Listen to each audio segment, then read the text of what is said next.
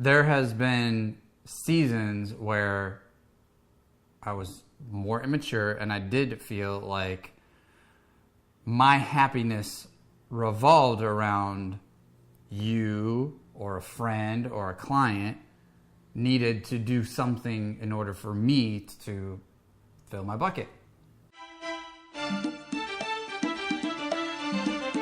What's up, everybody? I'm Brandon. I'm Sam. And this is another episode of the Ride or Die podcast. I actually forgot my name for a second. You get to be a fly on our wall, get some insight from other married entrepreneurs. Take what you want, what you don't want, don't take. And this week's he's getting right to it. Topic is love buckets. Love buckets. So let me tell you why this has come That up. could sound a little... I'm not going there. Go ahead. Love buckets. Go ahead. Are you thinking sexual? This is about children. I am a man. That's what I always think. We'll hit on sex next week, guys. Promise. We always got something to say about sex. And people actually like to hear us talk about sex. It's so embarrassing. It makes me turn so red. Okay, love buckets. Let me tell you why this topic came up for me. I was talking to my children. So you want to talk about some Middleton madness for a minute? My sweet, sweet, loving little babies were telling me, like, so Brandon. So Max has, he's got his close friends or whatever, but he's got one friend that he's struggling with a little bit now. He loves this friend to death, but this friend is meeting other people too and has other friends now as well and likes to kind of... Our son's 4. He's almost 4, and his friend is almost 4, but his friend is being a little bit of a bully right now, a little bit, and he's picking on Max a little bit. So we're just teaching Max that he can get frustrated, but he doesn't have to be mean, and it's okay to feel that way. Like, he can feel hurt that his friend wants to hang out with other people, but he has other friends too, and we're just trying to maneuver through this topic so much, because every time he comes home and says the kid's name, I'm just like, oh boy, here we go. It's going to be another situation about this child, like, not loving on my child, which makes me want to go, like, push this kid to the ground, right? So anyway, he did come up again yesterday, and we're sitting on the couch, and all of a sudden, he goes, but I'm okay, Mommy, even though he's dipping into my bucket. Oh, yeah, they're teaching Yes. about buckets at school. And so I laughed, and I said, tell me what you know about love buckets, because as adults, like, we all know the saying, like, fill their love bucket, right? And, like, Brandon and I will joke, like, my bucket's not full, come over and give me some love or whatever, right? And so he says that this child is dipping into his bucket and taking his joy away when he's mean to him, but my gosh, I know, so but that he's not letting it affect him. And, you know, Peyton chimes in and goes, it's okay because I come and I fill his bucket. And I'm just like, oh my gosh, I can't love these babies any more than I do in this moment and when they're being this amazing and adorable. And I just want to literally squeeze them till their heads pop off. Like, they're just so cute. And so we were talking about love buckets for a little bit. And I didn't even realize, like, I feel like we naturally just try to do as much and say as much to encourage these children to be amazing. But when they're in a school environment that's doing the same thing, it's like, holy cow, please take a moment, if you have children, and look about the environments that they're in school, outside of school, in their extracurricular activities, the friends you hang out with, that's a huge one. The family you choose to surround yourself with is another big one. And what are these environments that your babies are in, and who are the people that are impacting their lives? And we all want to go through personal development and grow and become better people and do better in our businesses and make more money and have nicer things and do all this stuff. But holy cow, the impact we have on these little kids really is going to define who they are as adults. And I have these little moments and these little reminders, which I didn't even have time to share the story with Brandon. So this is the first he's hearing. You guys are hearing it first with Brandon. But literally, like, he was out running some appointments on some houses, and I was just sitting, you know, having my cuddle time with the kids, and they're talking to me about love buckets. And that's literally what they're teaching them in school right now, is about filling or dipping into people's buckets and why it's important to think about other people's feelings and not just only think about yourself, right? Don't only be selfish, because when you're filling your own bucket, you could be dipping into somebody else's. And so it was just really good reminders when we were talking about it, and I wanted to share it with you guys. I don't really know where this is supposed to go, but It was just a heartfelt Remind moment. me of that little demonstration they did at church too, with the pitcher. Yeah. Filling up the pitcher. So let's talk about how do you fill your love bucket? You always ask me questions, and then I feel like I'm talking most of the podcast. I'll give. How do I fill your love bucket? I like to be edified, so tell me. So tell me, my dear. I'll be real. Oh, there is. Now I'm scared. There is. Getting real with Brandon Middleton. There is something to be said about like being emotionally strong, right? Are you saying I'm emotionally strong? I think that's what you're trying to say right now. I think I've been pretty. I've had to deal with, losing my mom young and dad not being around, and like at a young age having to deal with some emotions that you shouldn't have to deal with till you're older. Yeah. And there's something. Here's the flat out truth. Nobody else. You should not allow other people to be responsible for filling your love bucket. That's good. You have to fill your love bucket. And then you go and you pour some into everybody else's bucket, right? And hopefully you still got a little left at the end of the day before you go back to bed and start all over the next day. But that is something that I see people 10 years my seniors still expecting somebody else other people to fill their love bucket. Now, if you, and there's probably a book about this we should have read before doing the show, but we're just going to give you what we use of this, and then you can dive deeper if you want to.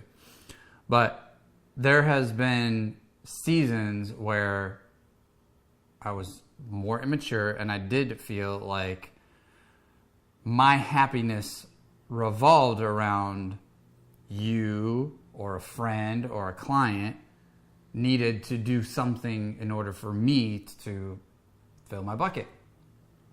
But, especially with the children, heck, that's an easy one, right?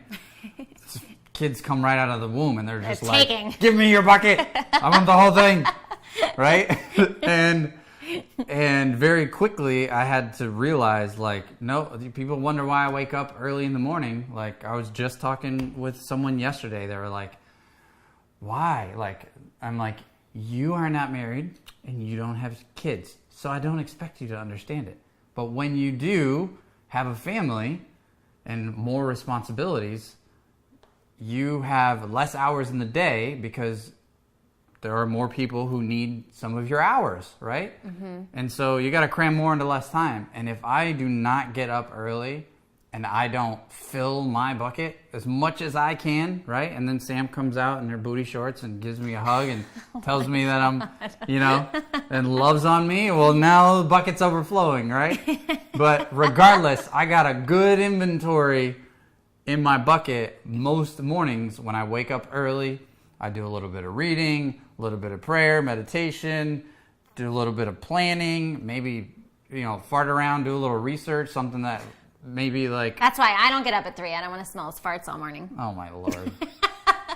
Come on, right? I was a corny That's Brandon my joke. time. So if I don't get me time at the end of the day, right? If Sam wants to watch her show and she just wants me to sit next to her and watch a show that I can't stand, or if the kids that's like so 8 years ago. I don't do that anymore. It was like last year, but okay. It matters a whole lot less because I've taken responsibility in those early mornings to fill that up. How do I do that? Like I said, read, prayer, meditation, doing some planning exercises in the morning. And then, man, do I love the gym, right? Get in the gym early, put in that good stuff in my ears, and now I've been just filled up with, Muhammad Ali used to listen to himself on tape talk about how pretty he was and how he was the greatest, right? And it sounds ridiculous, but I did that whole episode about brainwashing, which is a real thing, and you should take control of doing it. But yeah, being responsible for your own emotions, being responsible for your own happiness. First, That way, if you have a day where you wake up and everything is not going perfect and just everybody's take, and no one's giving to you, at least you had you filled your some to bucket take, first. right? You got something to fall back on. Right. Sometimes they take from the bucket today, and then tomorrow, when you actually didn't get up early or you didn't have a chance to fill it and you're just not having the greatest day, well, they got an abundance, and the next day they come and top you off. You know what I mean? So I love the way that you introed that, because while you were talking through that whole, love yourself first, fill your love bucket first, and then you can give to other people without feeling like they're just draining every ounce of energy out of you, right? And it made me immediately think of marriage. Draining every ounce out of you. I'm just kidding. I'm kidding. But it did make me think of marriage, because I've had so many conversations over and over again with people that feel like they're giving into their relationship and not getting anything back in return. And the same result always happens, that the people that are the most secure in their relationships and the people that end up thriving the most are the people that do learn that key secret to just getting up and loving themselves first and being happy with who they are. And then the other flip side of it is not expecting your spouse to fulfill that love for you. Now, I don't want to say that I'm going to live with Brandon and Brandon's going to treat me like crap and that I would stay with him, because I wouldn't, right? Like, I expect a certain amount out of Brandon in order to help me maintain my happiness. Mm-hmm. But it's an assist, it's a support. It's not the reason why I'm happy. Right. I'm not solely responsible for No. And that's one thing that's huge for relationships to realize, because I think that so many people, I know, when you're having trouble with your spouse, you really need to just go pick it apart and go, is it really them or is it really you? And it's probably both of you. And somebody has to take the lead and just start to be a better person for each other. And it's funny, because we were talking about it today, because I've talked with girlfriends that feel like, okay, I'm going to put it in, and anytime they're about to go put in that work, I go, hey, I just want to give you a forewarning, right? Because I'm the real friend, so I'm going to give it to you straight. You're going to go put in this work, and you're not going to feel like you're getting it back right away. It may take a day, it may take a week, it may take 6 months, but I want to know how long you're willing to push through and work and give 100% before you even start to do this, so that I can hold you accountable when you're ready to quit, right? I mean, this is like people are getting ready to get divorced, and they're, and this is the process that I've gone through with them. And they go, okay, I'm willing to do whatever it takes. And I go, okay. For however long it takes? Forever, how long it takes. That's usually the common answer from a girl. They don't want to get divorced. So the normal answer is, I will do what it takes no matter what. And you know, okay. This is nothing new, because if you had a goal in the gym or you had a goal in business, it's the same thing. You're going to do what it takes to get to that goal in your business. Your personal trainer asks you how you want to lose, 50 pounds. Cool. How long are you willing to commit to this? If you're like, I got, 30 days. I want a 30-day challenge, and I want to be a beach body in 30 days. They're going to be like, you're not even that committed. I'm not going to take you on as a client. Right. Well, and then these aren't, these are just friends that I've done this with. But the result has been amazing, because when they're able to just know that, you know what, I'm going to give my love to fill this person's love bucket, even when they're not deserving, even when I don't feel like they deserve it, whatever, right? And you just give anyway, like, the result always comes out in your favor. You just have to be consistent and persistent. Consistent and persistent. I like that. And when Brandon and I actually talk about it, it's funny. We don't fight about it, but we could think about times where maybe we're in seasons where we're just so busy with other stuff that we don't focus on our marriage as much. And sometimes things can go a little sour, right? Like, we have to find our way back to, like, the love bucket and fill in the love bucket. And it can be easy in stressful times to go, she's not doing this or he's not doing that, and start to focus on that negative stuff. That is what the problem starts to happen, right? Because instead of the love, you're looking at the faults, and looking at the faults is never the right way to go, because at the end of the day, you're looking for what's wrong instead of looking for what's right. And you have to come back and start looking for what's right in order to fill that love bucket again. And you can't rely on that other person to be your source of happiness, but you can rely on them to assist you. But you do need to be consistent and persistent in order to start to get that love in return. So we always go back and forth about, maybe like we were talking about it this morning during our coffee talk, just like, who is the person that actually initiates this? And we can think of a couple of examples where we probably felt like both of us were the ones that actually started things. And I laughed and I said, but at the end of the day, who really cares who's the person that took the lead first? Because we're not getting an award. Shouldn't you always be in a contest to one up your spouse and give them more love than the other person? I mean, like, I'm okay if Brandon thinks that he's the one that soul-handedly is the one that comes and turns any of our fights or bad times around. Just like I'm okay with thinking that I'm the only one that is the one that initiates it. Most of the time I'm the initiator to get our relationship, mojo going and, whatever, right? But it's funny because we thought, like, at the end of the day, who really gives a crap? Who's the actual person that got it started? Because we are winning. We are winning. So love buckets was the topic. I wanted to bring it up because the kids brought it up. And it was just a good reminder of just pouring love into people. And I do think that you need to take action. I don't think like love just rules the world. I do think that you have to take action in order to feel that love and get it reciprocated. So a couple of questions. Number one, where are you dipping into somebody else's bucket and not filling? Right? Mm-hmm. And who around you seems to be maybe taking more out of your bucket than they're giving? And who are the relationships where it's even, Right. But if you have that negative friend or that dramatic in-law, always dipping into that bucket, right? You gotta put a lid on it. You gotta protect it. You're like, nope. Take your hand out of the cookie jar, And then number two, this is from buckets to cookies, and now I'm getting hungry. This number two, this is a little deeper, and I'll let you, take it for what you want. Maybe we can jump into this on another show. But number two is, how are you filling your bucket? What fills your bucket? What do you have control of? Because you don't have control over your wife. You don't have control over your husband. You can't control me. Certainly don't have control over your kids. I would love, man, if I could have written a book about what I thought it was to be a parent before being a parent, I would have thought they wake up every morning. They have a sweet smile on their face. They're always doing cute things and just being so lovey. And they're just humans, so that definitely is not the case all the time. And so what is it that fills your bucket, right? It may not be your spouse all the time. It may not be your kids all the time. What books are you reading, right? What are you putting in your ear? What things are you listening to? What events are you going to?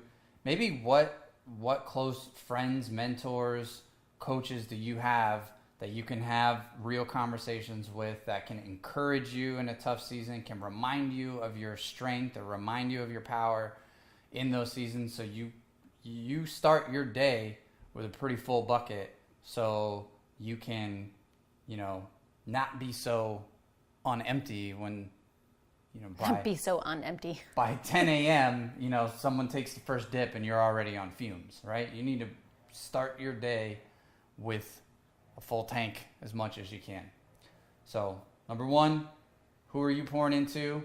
Who's taking maybe a little too much, a little too often?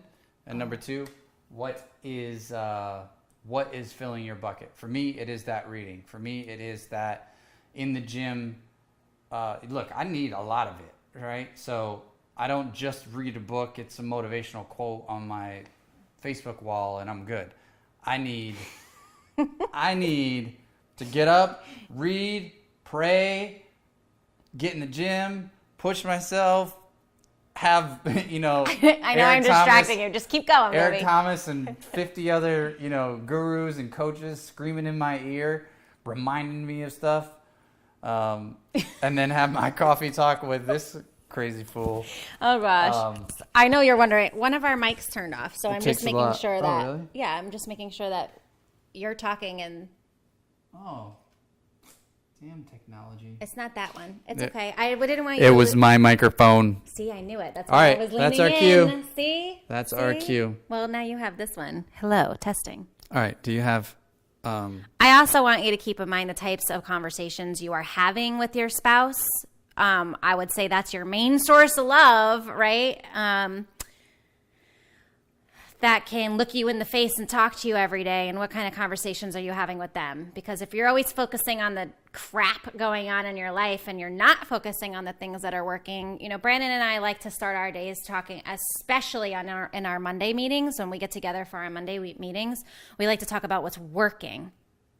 And what were our goals again? Because we want to be focused on those, right? Mm-hmm. Before we start talking about what's going on currently, what we need to do, prioritize our list, all that crap.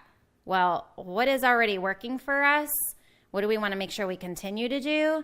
And what were our goals again? Because we want to make sure that we're pushing towards those goals. And all that other stuff is going to either fall into place or fall off the plate. Yep. And it works really well every time. And as far as filling the buckets, I know at the beginning you kind of made like a little evil thing. So I think we owe you guys a sex podcast. We'll talk about really filling the bucket, and sounds good. We'll get into that next week. All right.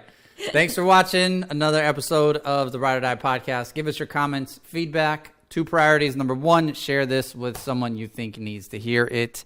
And number 2, I already forgot. Number 2, do the stuff that we talk about. Test it out. Try waking up just a little bit earlier. Ride or die with us for the next week. I mean, we're putting in the work to make it work. I want to see you putting in the work to make it work. Yeah. Comment on our videos and let us know how tell us what you're doing.